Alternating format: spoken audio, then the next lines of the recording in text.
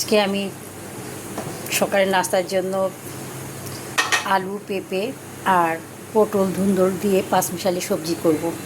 তো আগে পেঁপে আর আলু সিদ্ধ করে নিব। এরপরে আমি এর ভিতরে ধুন্দুল আর পটল অ্যাড করে দিয়েছি। সবজিটা এই পর্যায়ে আসলে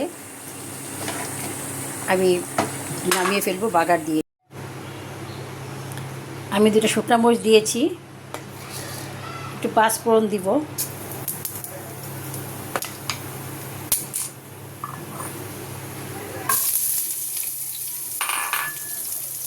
আমি একটু চিনি দিয়ে দিব,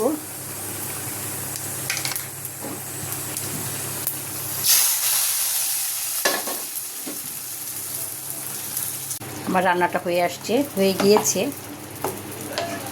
একটু চিনি দিলে সুন্দর একটা টেস্ট আসে, দেখতে বেশ লোভনীয় হয়েছে। আল্লাহ হাফেজ।